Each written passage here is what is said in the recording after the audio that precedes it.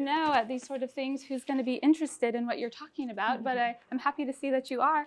So I'm Charity Gibson. I teach English over at College of the Ozarks. I am starting my 11th year here, and this is something that I'm really passionate about, teaching literature, and especially trying to contextualize it for the contemporary moment.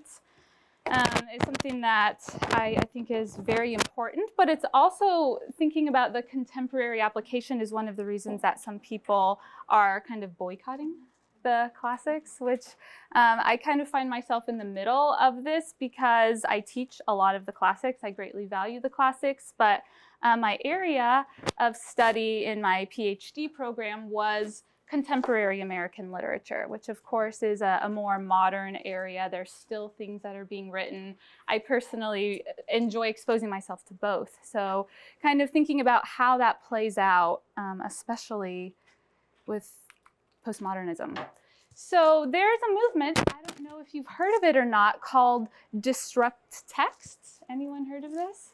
So it was about 2018 that this kind of became a thing, even though I think the conversation was going on before that. And the idea is to purge classical literature from schools. And I know this is not the audience where I have to convince you that that's a bad idea. We're all aware of that. But this is something that is interesting because when you look at their list of statements and their actual values, I don't know that a lot of us in here would necessarily disagree with those. And I guess I should say also, by way of giving you a little bit of information about me, I was probably asked to speak because I'm connected with SofO, but I think even more my connection with classical education is that I do have two daughters that are being classically educated at Legacy Academy, and I've got some folks here, and we're so thankful for that. And I'm able to sort of walk through with them what they're being exposed to, thinking about the things that I'm supplementing with them at home as well. So this idea that literacy is liberation, amen, right? Like I agree with that. So that idea is not actually a point of contention. We do not believe in censorship and have never supported banning books. That's also interesting because they're not actually arguing that these books should be banned, but they should be purged. So what exactly does that mean? What's the difference there? So Ray Bradbury, in his book about book burning, he has a quote, Fahrenheit 451, yes, what he says about that idea of firemen in Fahrenheit 451, that their job is to burn books. He says, you actually, in order to destroy a culture, you don't have to burn books, you just have to get people to stop reading them, which kind of reminds me of this idea. We're not officially going to ban them or anything like that. We're just going to kind of blacklist them or, cancel them, so to speak. We believe that literature provides access to a diversity of experiences. Again, yes. We believe that no curricular or instructional decision is a neutral one. So I think it is true that when we're choosing a book, we're choosing it hopefully for a reason, and at the same time, we haven't chosen something else. So that idea that it, there is some careful thinking behind that. We believe that critical analysis of all texts helps students become stronger thinkers. Again, yes. Disrupt Text advocates for curriculum and instructional practices that are culturally responsive and anti-racist. And I think really when we're getting to the last one, that's really kind of where a lot of the crux of this is coming in, is sort of that argument that the classics are not diverse enough, that it's a homogeneous experience and that we need to show our students kind of a larger variety. And I believe that it is important to show our students, especially if they are students of color, reflections of themselves in what they're reading. I also think if it's not an overly diverse classroom, it's also important to show them that so that they see that the world is bigger than the classroom. But this idea that the only way you can do that is by purging classical literature is really incorrect. And if we think about how this fits into postmodernism, of course, postmodernism is the disbelief in a meta-narrative or a master narrative, that idea of total truth. And of course, from a Christian perspective, that's discounting the Bible But if we're seeing how that plays into something like this, the canon has been set up as this list that said these are important to read. And so it's that questioning who's made that criteria. Is that simply arbitrary? Kind of pushing against that. Yes, Ben. You highlighted the last point, and I've never heard this disrupt text things, but I'm seeing in point 1, 3, and 4 language that's very reminiscent of identity Marxism. Is that kind of the idea that's behind this? Identity Marxism being the core ideas behind some crit theory and some of the other stuff. Is that some of what's pushing? Because I see it in the last one, but I'm seeing it in 1, 3, and 4 as well. Kind of that idea that the liberation kind of has to do with a social structure. That kind of stuff. I mean, they're not really targeting or presenting themselves as being overtly political, but I think you're right that, I mean, an idea like this is going to have some political hinging, yeah, even though it's not really being framed that way, yeah. So really what I want to talk about today is some ways that we can focus on literature that actually does a lot of these things which I think we all agree are important, but maybe we have to be purposeful and making sure that others are recognizing the classics actually can do this, but then also being open to considering that though we should be keeping the classics in, perhaps there are ways that at times we can bring in other works that also address some of these concerns, especially for representation. So Laura Ingalls Wilder, I'm assuming we have some fans of her in here. I know I get to take a group of students this upcoming week to the site in Mansfield, and I'm looking forward to that. So she hasn't necessarily been banned, but she has kind of fallen out of grace in certain circles. So the U.S. Association for Library Service to Children has removed her name from one of its awards over racist views in language. So she had already kind of been given these accolades, and then they were stripped away, though she doesn't know that, of course, but they just thought it was important to do that. This is in 2018, BBC reported on this, and it had to do with depictions of Native Americans, as well as depictions of African Americans, which overall is a fairly small focus in this story, but the moments where they are represented, it tends to be maybe less than positive. So there's a quote, the only good Indian is a dead Indian, and that's not something that Laura is saying, but she hears someone else saying that. And then something that the narrator, I mean being Wilder, says there were no people, only Indians lived there. And of course, sort of the implication would be that Indians, Native Americans, are not people. And then for African Americans, there's a scene where Pa wears blackface, which is basically blackening his face to be darker, to represent looking like a person of color, and then a black person being called darky. So for this reasons, there hasn't been a whole lot of conversation about why would this have been here? Is there a way we can use this as a teachable moment, but more let's just kind of, take away this award from her. But what's interesting when you look into this is that actually Wilder was made aware of the problems of that comment that there were only Indians and not people, that a writer actually wrote her editor and told her, like, this is a problem here. And Wilder responded, it was a stupid blunder of mine. Of course Indians are people, and I did not intend to imply they were not. So I think this is a great example of holding someone accountable, of being willing to talk about maybe an oversight, but not just all of a sudden canceling them and saying there's therefore nothing useful in any of her writing because of this mistake. And as Christians, when we're thinking about the classics, of course, when we're thinking about postmodernism, that's a huge affront to our worldview if the Christian narrative is being questioned. But when someone is questioning a classic, we do have to remember that a classic is a man-made story made by a fallible person. So it's not necessarily a personal affront against us or our faith, or I don't think it needs to be if someone recognizes a shortcoming in that. but then we as Christians responding with grace, responding with understanding, I think is really what becomes important, as opposed to just arguing for something for the sake of it, is really thinking, how does this line up with the things that we're valuing, but are there any valid concerns that someone else might be bringing up? There's also, so even though there is that scene where Pa is wearing blackface, there is also an African-American doctor in the book who is the first Black person that Laura had ever seen. And he's portrayed mostly positively. I mean, he's a doctor that's going around and doing good and saving people's lives and restoring them to health.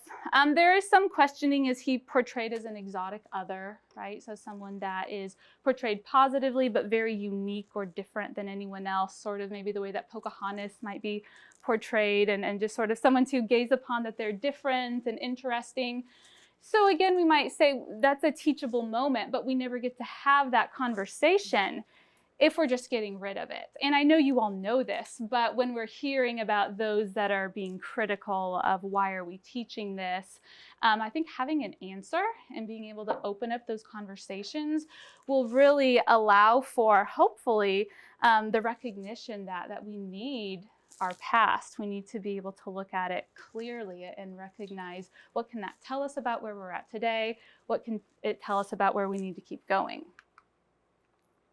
So this is actually a letter that my daughter, her second grade teacher, sent out to all of us as parents. And I was so grateful for this, because I was aware of what was coming with her reading the Little House books.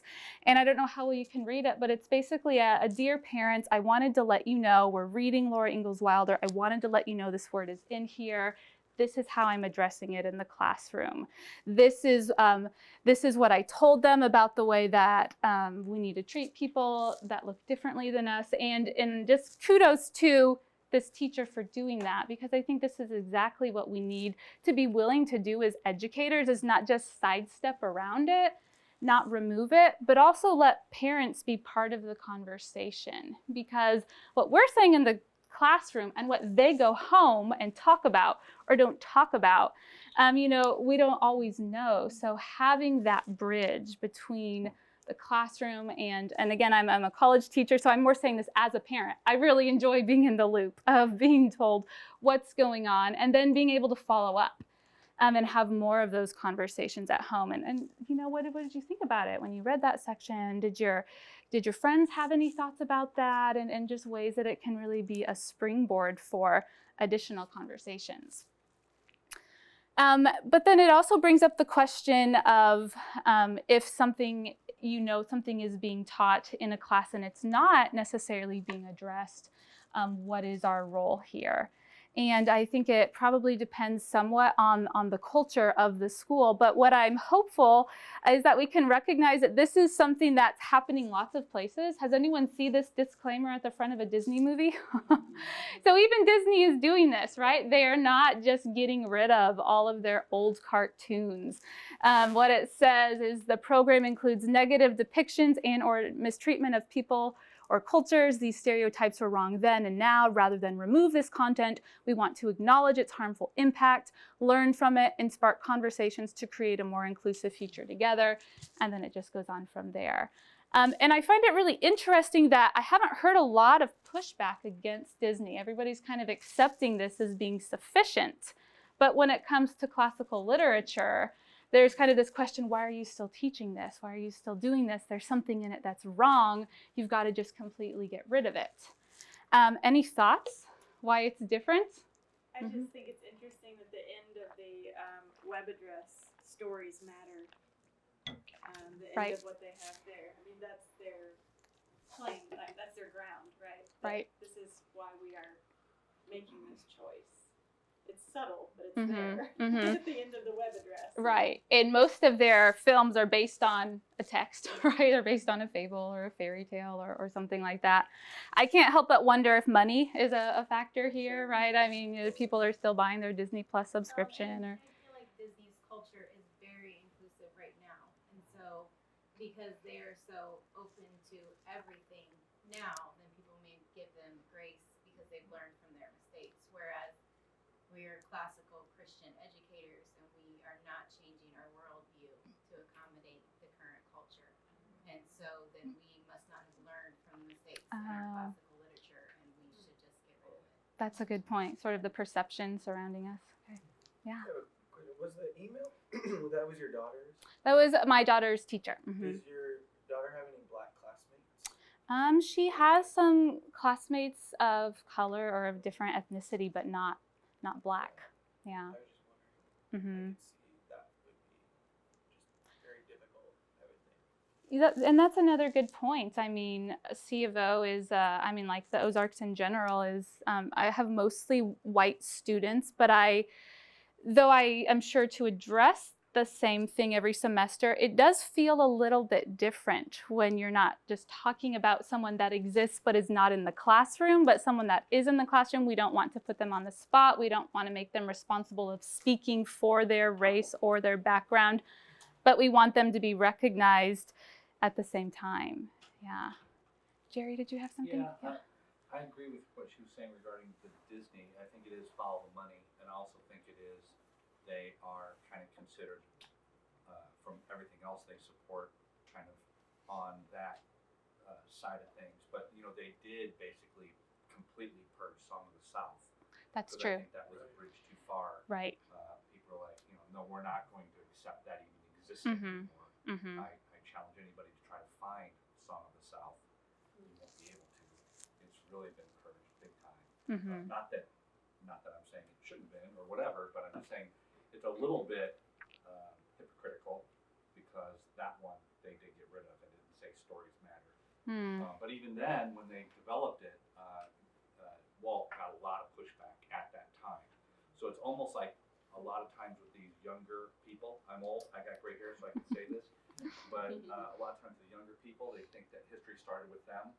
And the issue is that he got a lot of pushback when that was made. That was made a long time ago. That was made in the 50s. Yeah. And he got tremendous pushback at that time. So people were concerned about these kind of issues back then, dehumanizing people or stereotyping people back then as well. And I think we can learn from those conversations that happen. It's a good historical cultural context to go through. I guess my other aspect of comment is really this, I do believe, is an ideological issue that ultimately there is no middle ground. I mean, I think we're supposed to be gracious and we're supposed to accept where things are put in such a way that take away the humanity of people that are made in God's image. And I think that absolutely did happen in our history. We have to look at that, accept that, and learn from it. But at the same time, I think the new cultural Marxist aspect of things is really about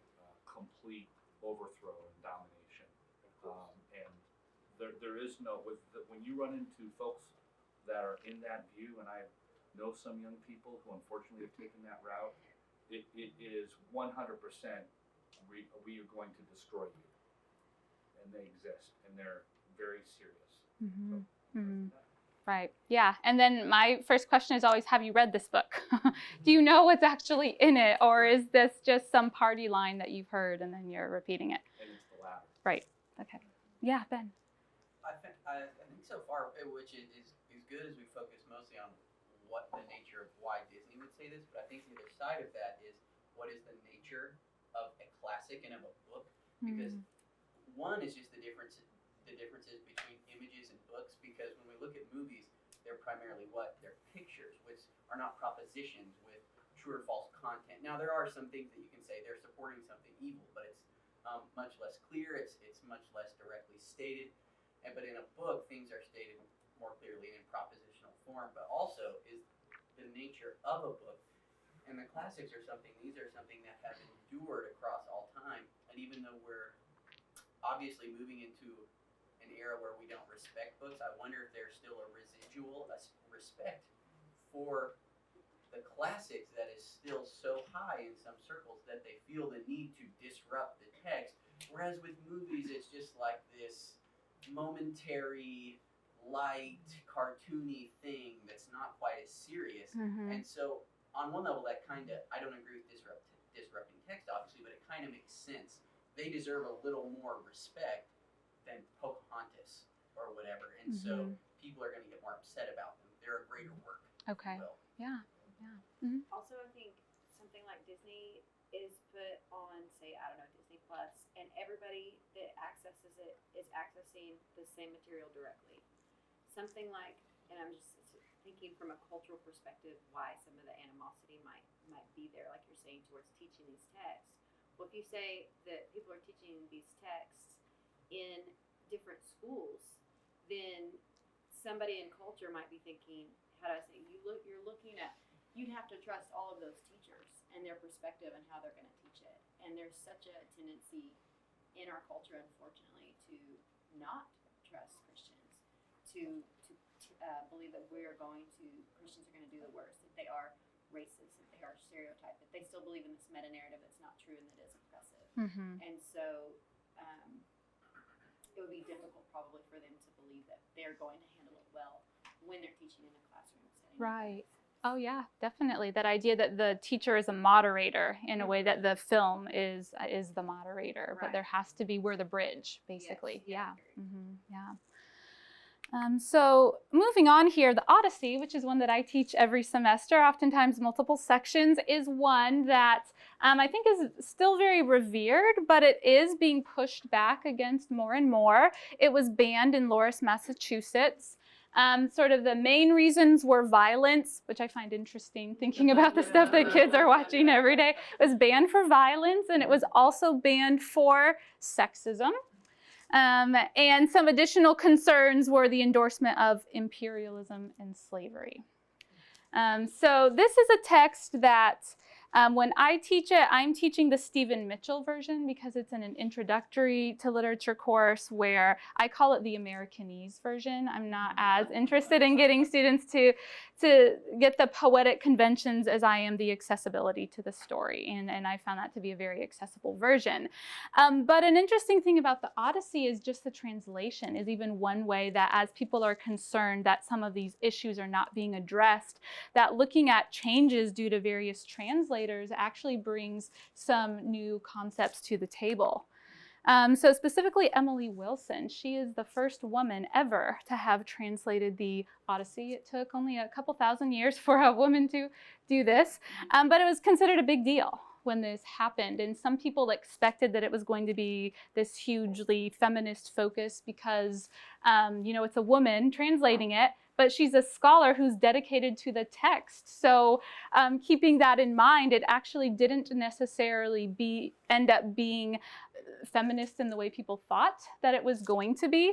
A quote here that I have for you: Wilson's translation then is not a feminist version of the Odyssey. It is a version of the Odyssey that lays bare the morals of its time and place and invites us to consider how different they are from our own and how similar. But if there are people that are banning the Odyssey because it's sexist, I think that's interesting here that we have a scholar, a woman scholar, who's translating it and seeing the value of it and focusing on the women's role in the story, recognizing, yes, it's a patriarchal culture, that was the history at the time, but what can we learn from this?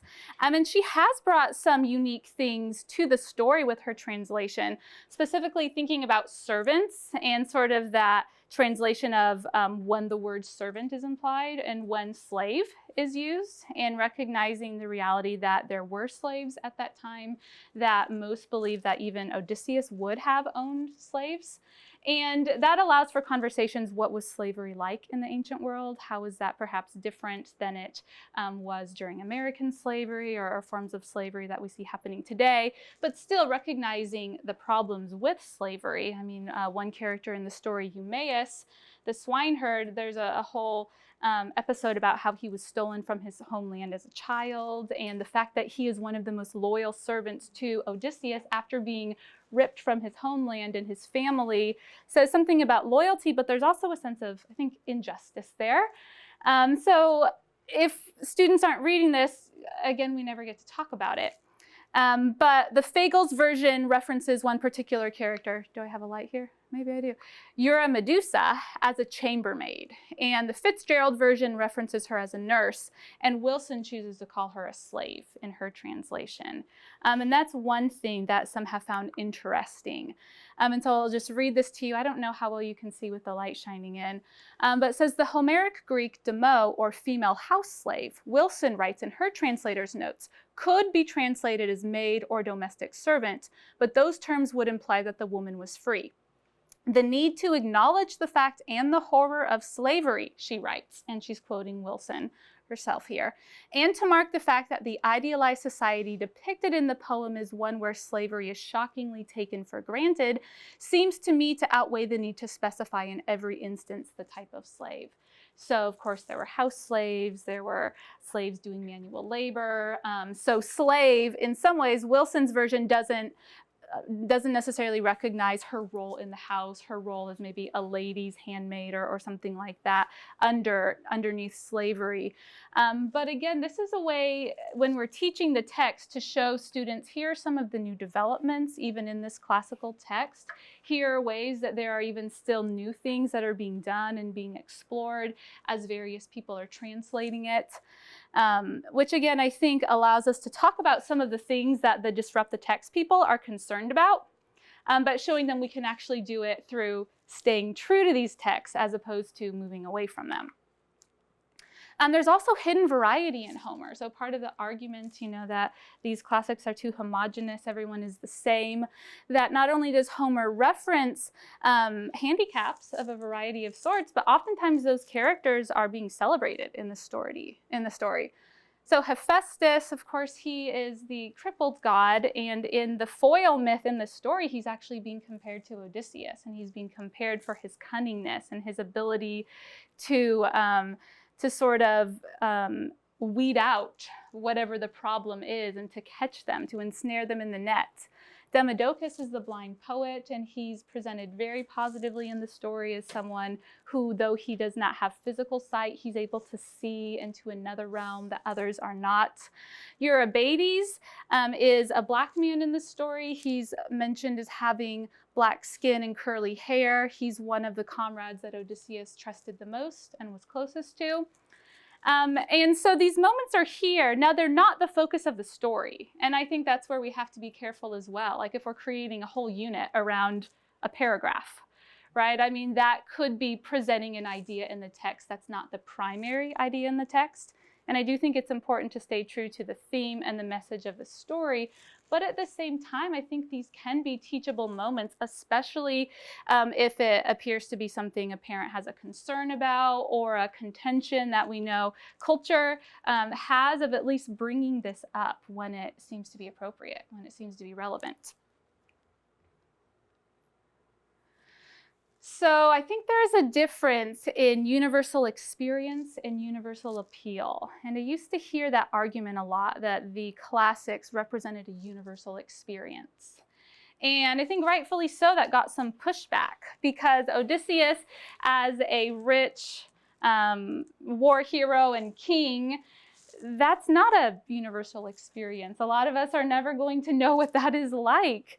But that's different from a universal appeal based on these universal themes, things like heroism and love and suffering and the Bildungsroman, the coming of age story. So even thinking about how we're framing the importance of the classics and making sure that we're not making it sound like it's a universal experience that all have had or should necessarily be able to relate to, but it's kind of looking at what's the theme, what's the message here, that is really what needs to be universal. Because even in a new text that might be offered through Disrupt the Text movement, it might be a different character, but it's still not going to be a universal experience for everyone. Just recognizing that people are too multifaceted for that to be possible, which I think is an important reason to choose a variety of texts, to choose a variety of storylines. So I studied literary criticism, used to teach literary criticism, so I find it interesting the way that the isms relate. And I know we're not all theory people here, but I've got 4 isms up here: new criticism, moral criticism, new historicism, and reader response criticism. And the first 2 on the left are solely rooted within the text itself. And that's where classical education largely aligns itself. So new criticism, the type of questions that we would be asking if we are reading in that mode: what value does the text itself contain by merit of its formal elements contributing to artistry and style? So we're going to the classics because they are excellently written, because there is artistry, there is style, there is poetry, there is plot line and character development, all of those things that are just within the confines of the story. And a new critic would actually argue that anything else is a distraction, that we need to stay solely within the text. And then moral criticism, it's looking for what are the moral elements of the story? What can we glean from this to help us recognize the true, the good, the beautiful? But again, it's in the text itself, which doesn't mean that a moral critic wouldn't read a book that has murder in it. It might have murder in it, but is murder being portrayed as a bad thing? If it's being portrayed as a bad thing as opposed to being glorified, we can still get a moral lesson from that. And so this is a lot of the validation of the classics, is what is in the text itself and the construction of the story. What is the moral element, the ethical elements in the text? And then new historicism focuses a lot more on the time period when the piece was constructed, and then the way it has been interpreted by subsequent communities over various periods of time in history. So, for example, if there's going to be, mistreatment of women in the story, a new historicist is not just thinking about how are the women in that story being mistreated, but what does that say about the larger conversation about sexism or patriarchy, and how is it sort of responding to all of those various things, and kind of taking all that to a degree baggage or extra information, and to a certain extent maybe superimposing it upon the text, but also thinking about, if a text is reacting to culture, how is it in some ways a response to that or a reflection of that? And then reader responses, it's not saying that the reader is all that matters. A reader response critic could still say one interpretation is better than another, but it definitely cares a lot about what are the things that are resonating with the reader. And so for a contemporary reader who's being very influenced by a postmodern moment, they have certain expectations, they have certain baggage that when they're reading a text, all of that they're keeping in mind. So you can see how this really starts to butt heads, that if you put all of these theorists and they're completely true to their ism, then they're all going to be putting on their boxing gloves in a room together, that they don't all mesh together.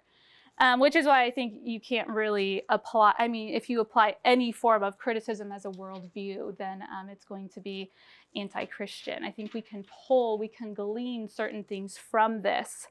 But I think this sort of frames that larger conversation in some of the debates that we're having.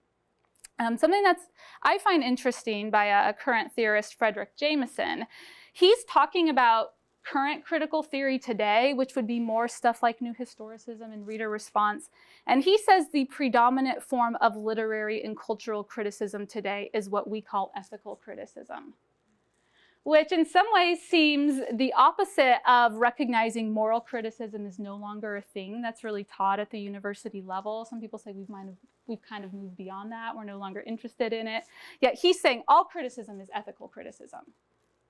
Because from a new historicist point, focusing on the imperialism in a story, that's an ethical concern. It's looking at the ways that people are being dehumanized or being validated. And I think that it is true that there are moral concerns that could be found in other ways than just looking at the text itself. But again, it's kind of that need for moderation.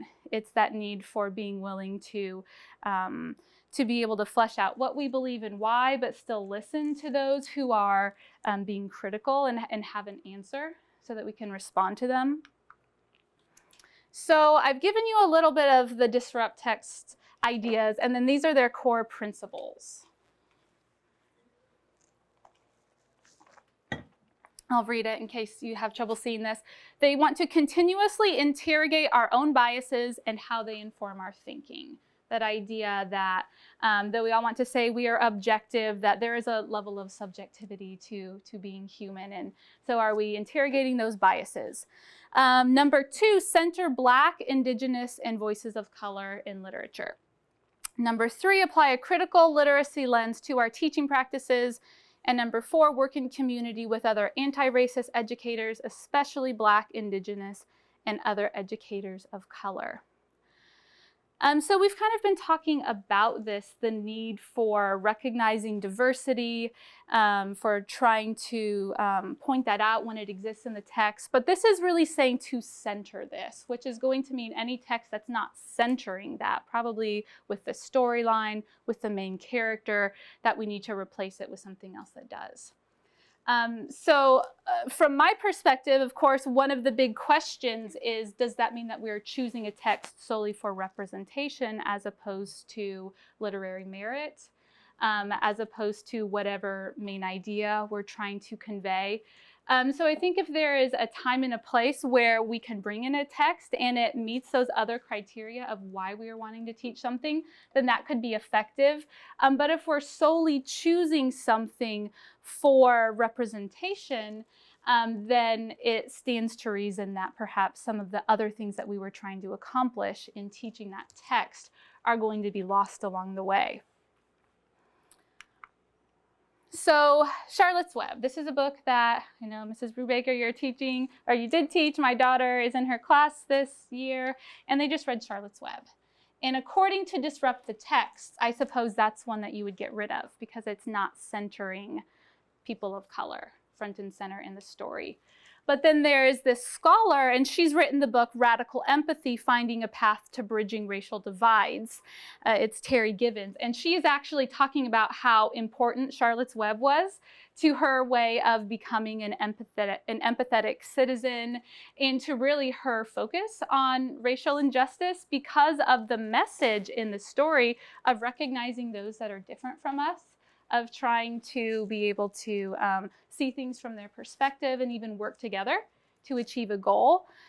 So she says, I loved how Charlotte the spider helped Wilbur the pig with his self-esteem and how he became the pride of the farm. Every time I read the book, I cried at the end when she died. That story showed me the power of empathy. Even a spider could teach out and help someone who was of a completely different species. Charlotte not only showed empathy, she also worked hard to save a life. And Gibbons isn't the only one that said this about Charlotte's Web. There's another scholar, Ahmed Hashemi, talking about Charlotte's Web kind of representing the melting pot, so to speak. And you've got the barnyard that has just animals who have different experiences. They look different, they act different, yet the idea is that they can all work together to achieve this common goal. And of course, that's not the only message that we would want them to get from Charlotte's Web. I think that would be doing students a disservice to not know the factual details of the plot line, maybe some other focuses. But I do think this is one example of how these classical texts that we're already reading, we're already exposing our students to, can actually accomplish a lot of the goals of what the critics are trying to accomplish, that there is some of this common ground in the values and the themes that isn't really being seen. It's just kind of being overlooked because we're just looking for representation in one way. And sometimes this might mean going beyond the curriculum. So I've got an example page here from Memoria Press and some of the questions that they're asking students to think about. And again, this is in the grammar stage. So they're very much so focused on what is the new critical perspective. What's the answer to this question? What happened? What did Wilbur do? What did Charlotte do? Whatever the case may be. And I think we have to start there. I mean, I'm working with college students and some of them still struggle with how to just retain that basic comprehension of the text. So I think this is critical. But if we're wanting to get to some of those observations that the previous folks were making about Charlotte's Web, sometimes that might mean having to push a little bit beyond what the curriculum as a framework is offering.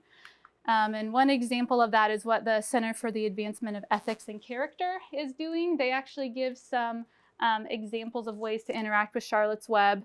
I just came up with a couple questions here of something that would maybe lead in this direction, prompting beyond just those questions of what happens in the story, what makes someone a good friend? Do the different animals remind you of any ways that people can be different from each other? How can people work to care for each other like some of the animals care for one another? And notice this is very different than something like some of these movements in schools that would say something like, which cultural group are you a part of? Do you consider yourself part of the oppressed group or the oppressors, right? I mean, that sort of conversation, you can see how that can be really detrimental. Whereas something like this, it's focusing on the idea that there are differences, that are ways that we can work together without making it political, without focusing on some of those things that can be pretty harmful. So now I'm going to go a little bit to more the text that I teach and the things that are a little bit more secondary. Something like Moby Dick. So another very classical text. Again, according to Disrupt the Text, it would probably be removed because white characters are at the center of it. Though we do have characters of color. We have Keokeg, the harpooner. We've got Pip, the boy who helps around on the ship. He's African American.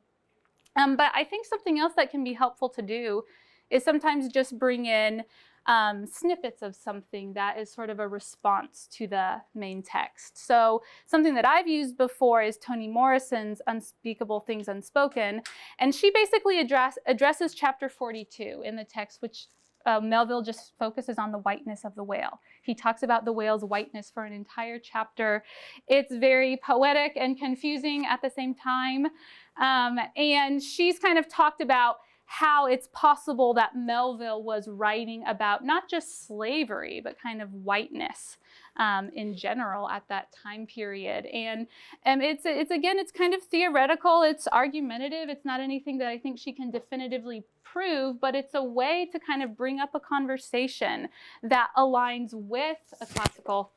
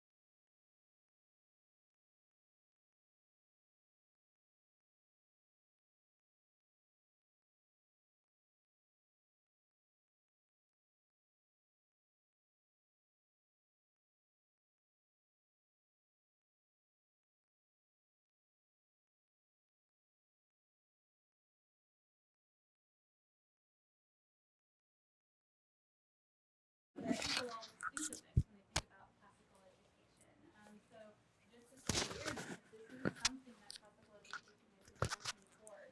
Another book was The Eloquence. This is Little John and Evans, and they talk about how effective this type of education is. Thank you. So it was my fault.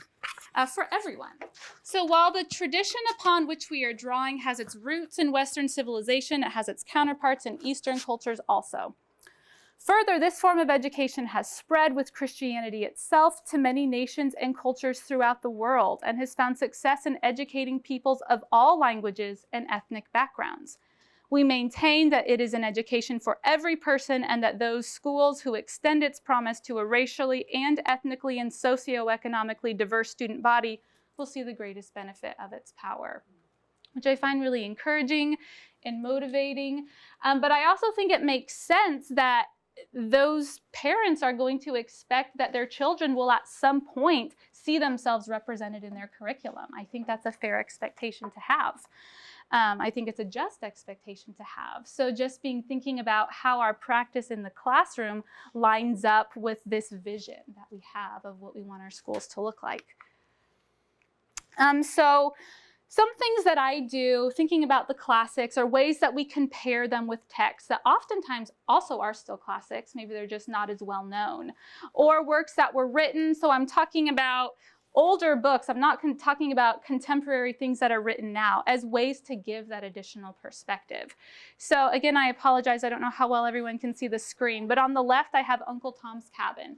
Great story, important story. I teach it a lot, but it is going to have a different take on the experience of slavery since it's written by a white Northern woman than Frederick Douglass's narrative is going to have, as he, of course, lived that experience of slavery and escaping from it.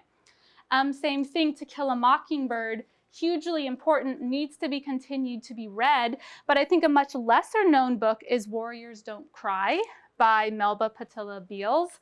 I was exposed to this one in graduate school, and she was one of the children that was a part of the Little Rock Nine, who went to the high school that was first being integrated, and her story is very compelling. She's very courageous, all of the things that she suffered. So a similar time period, but again, sort of a different shift in terms of the person telling the story and their position in that story. They both had a role to play, but they're different roles. The Good Earth by Pearl Buck. So her parents were missionaries to China.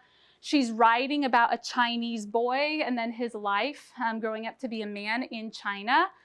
But her take as a white woman writing about a Chinese man is going to be different than Yan Fu Li. He was a Chinese immigrant. He moved to the United States, and he wrote When I Was a Boy in China. Right? So it's not about replacing one. It's about showing the ways that they can be complementary to each other. Another, yellow was a bad choice for this room, Last of the Mohicans. This is by James Fenimore Cooper. Contrasting that with something like Impressions of an Indian Childhood by Sitka Lasaw, who was a Native American woman herself, writing about her experience going to a missionary school and kind of becoming somewhat estranged from her own culture as she acquired English and what her story looked like. So there's a lot of things like this out there. I don't think it's always the easiest to find them, so I'm always working to kind of build my library of these texts that can complement. For the sake of time, I think I'm going to move forward a little bit here, might go back to that, but then figuring out we only have so much time, right? We're already pretty booked. How do we bring it into the classroom? And sometimes maybe it's more than bringing it into the classroom, thinking about summer reading lists. I think a lot of parents, they want to give their kids good literature. They're waiting for these recommendations. So this can be a great way, if there's not time during the school year, to allow them to pursue it on their own in the summer.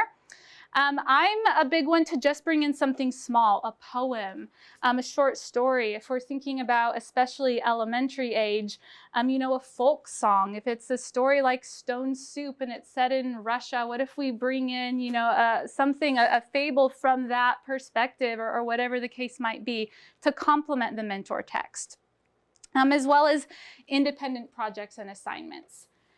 And I've been focusing a lot on racial representation because that's what the Disrupt Text movement, I think, that's really their main concern. But I think thinking in general about ways that just expanding the conversation, ways that we can give them multiple perspectives in a variety of ways.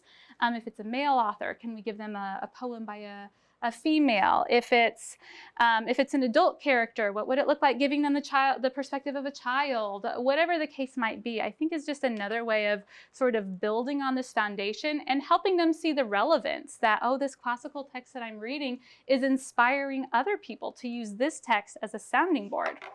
So I have a few of those that I think I'm going to walk around without this so I don't break it again. Don't know if I have enough, but I have sort of two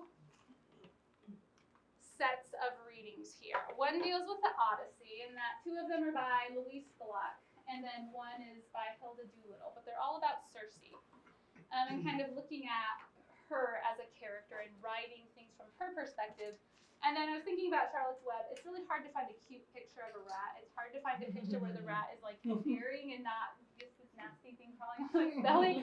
And Templeton isn't exactly the antagonist in the story, but nobody overly likes him, right? So I'm trying to think about what would that look like to get them to think about humanizing this rat, right? And this perspective that he might have. It's just the same. Yes, I Like wasn't sounding sure like if we were part going to of have them. Hannah. Perfect. Yes. That's funny. So Yeah, I don't. I'll I'm just part of bring it. them out. Okay, thanks. I don't know who's secondary, sure who's they're all primary in here, but both are there. So I just wanted to give you a little bit of time to look over what seems most relevant for you, and then maybe just chat with whoever you're sitting next to. If this sparks any ideas for ways that you could do this in your classroom with other texts, ways if you're teaching this that maybe you could bring it into yours.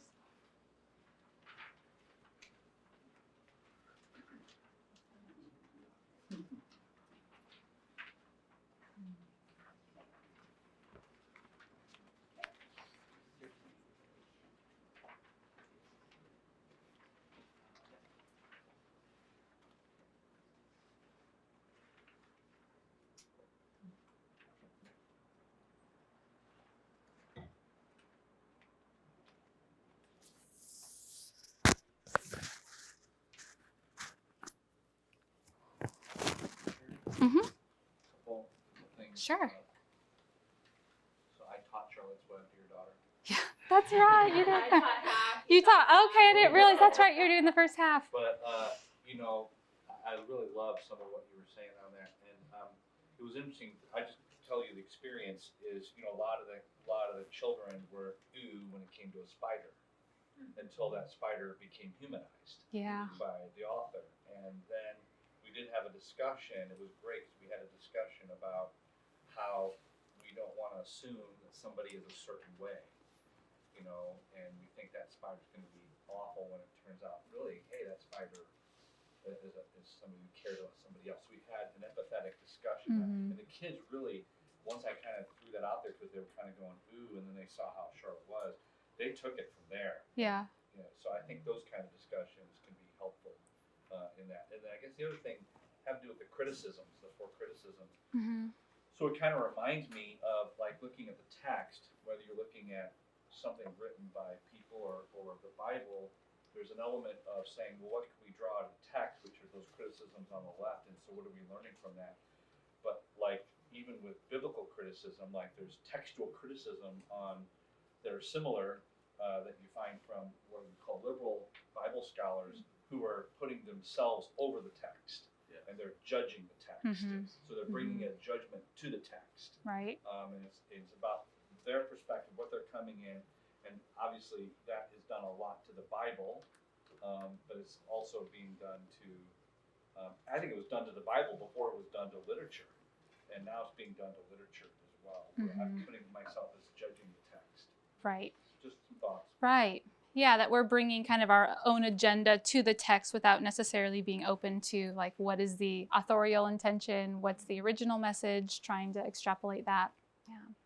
Yes. That just made me think, I don't know how many people in here have read C.S. Lewis's An Experiment in Criticism. And one of his main points is that to be a good reader is to receive the literature, not to use it. To get ourselves out of the way and receive it in the same spirit in which it was offered. Right. And basically that only then can we actually judge whether it's a good book or a bad book, if we see it for what it is and receive it as it was meant to be received. Right. Yeah. Not putting our own agenda on the work. Yeah. That's good. I know you didn't have a lot of time to look over things, but any thoughts or questions kind of based on how I sometimes bring various texts in or ways that you could maybe do this in your classroom?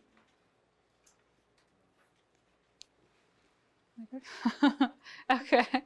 I know we're almost done here.